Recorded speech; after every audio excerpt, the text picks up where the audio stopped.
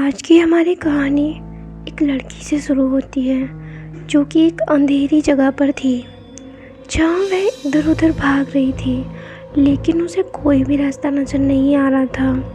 तभी अचानक से उसके पीछे कोई आता है। वह उसे देखना चाहती है, लेकिन उसे कोई नज़र नहीं आ रहा था। लेकिन तभी एकदम से उसके चेहरे के सामने एक औरत आती है जिसने लंबा सा घूंघट डाला था। रागिनी अचानक से उसे अपने पास पाकर चिल्ला उठती है और वह जाग जाती है। रागिनी सपना देख रही थी। इतना डरावना सपना देखने के बाद वह बहुत ज़्यादा डर गई थी। तभी रागिनी का हस्बैंड कार्तिक वहाँ आता है और वह उसे याद दिलाता है कि आज उसका बर्थडे है और आज उसे अपने गांव जाना है।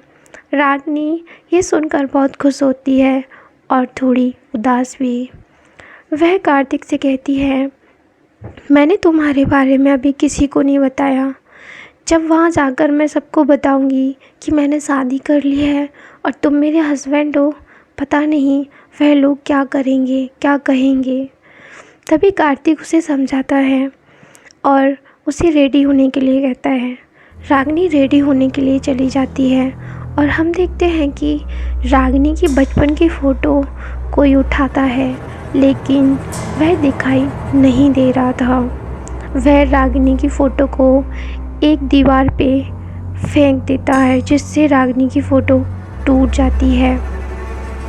उसके बाद हम देखते हैं कि रागिनी और कार्तिक एक गाड़ी में हवेली की ओर जा रहे थे।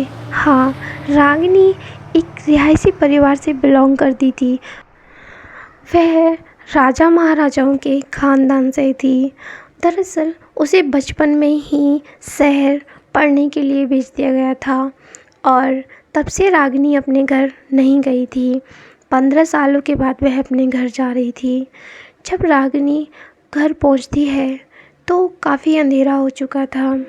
जब वह बंगले के अंदर जाती है तो वहाँ काफ़ी अंधेरा होता है और एक औरत उसे वहाँ पर दिखाई देती है, जो कि एक मोमबत्ती लेके उसकी ओर बढ़ती आ रही थी। रागिनी और कार्तिक ये सब देखकर बहुत ज़्यादा डर जाते हैं, लेकिन वह औरत उनके नज़दीक आ गई थी। तभी रागिनी उस औरत को पहचान जाती है। वह उसकी चाची थी। वह अपनी चाची को देखकर कहती है, अरे चाची, आप और सब लोग कहाँ हैं और इतना अंधेरा क्यों है? तभी रागिनी की चाची कहती हैं, बेटा, हवेली की लाइट चली गई है, इसीलिए मैंने तुम्हारी आवाज़ सुनी तो मैं आ गई। बाकी लोगों को मैं बुला कर लाती हूँ। ये कहते हुए वहाँ से रागिनी की चाची चली जाती है और रागिनी वहीं एक बड़े सोफे पे बैठ जाती है। लेकिन तभी उसके पीछे एक बुजुर्ग व्यक्ति आकर खड़ा हो जाता है और वह तेज आवाज में रागिनी पर चिल्लाता है, मैंने तुमसे कहा था ना, यहाँ कभी वापस मत आना, लेकिन तुमने मेरी बात नहीं मानी और आने से पहले एक फोन तक नहीं किया। चली आई यहाँ पर। मैंने मना किया था, कभी मत आना यहाँ पर। यह सुनकर रागिनी उदास हो जाती है और वह कहने लगती है, आखिर क्यों मैं अपने घर नहीं आ सकती। लेकिन तब तक वहाँ पर फैमिली के बाकी लोग भी आ चुके थे और लाइट भी आ चुकी थी। तभी कार्तिक कहता है, ये कौन है? रागिनी कहती है, ये मेरे पापा हैं। तभी रागिनी की माँ भी रागिनी पर बहुत चिल्लाती है, तुम यहाँ क्यों आई हो? अब आ तो गई हो, कल सुबह ही यहाँ से चली जाना, सुबह होते ही। यह सुनते ही तो मानो रागिनी टूट जाती है और वह रोने लगती है कि आप सब लोग इतने दिनों बाद मेरे आने पे खुश नहीं हुए, बल्कि मुझे यहाँ से भगाने की कोशिश कर रहे हो, आखिर क्यों?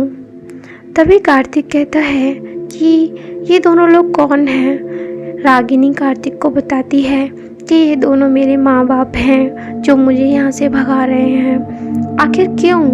रागिनी के माँ बाप रागिनी को वहाँ से भगाना चाहते थे। आखिर क्यों?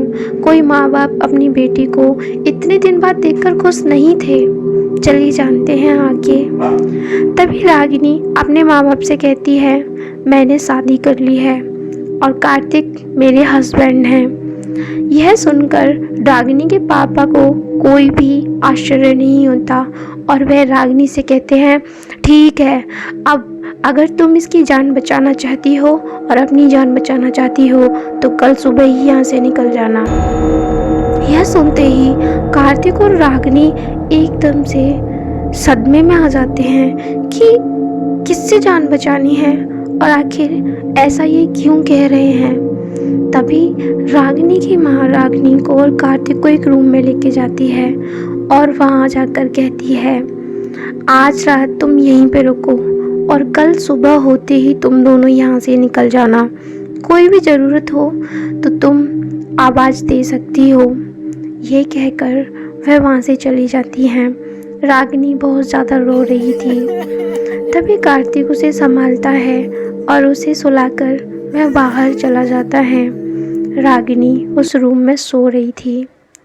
तभी अचानक से उसके पास एक औरत को आते हुए हम देखते हैं जिसने बहुत भारी भारी पायल पहनी हुई थी, जिसकी पायल की छन छन से पूरी हवेली गूंज रही थी। वह पायल की आवाज़ रागिनी को सुनाई देती है और वह जाग जाती है। वह इधर उधर देखती है, उसे कुछ नज़र नहीं आ रहा था, लेकिन उसे महसूस हो रहा था कि कोई उसके पास है, क्योंकि वहाँ पर पायल की आवाज़ अब भी आ रही थी। वह उठकर इधर उधर खिड़की से देखती है, लेकिन उसे कोई नज़र नहीं आता।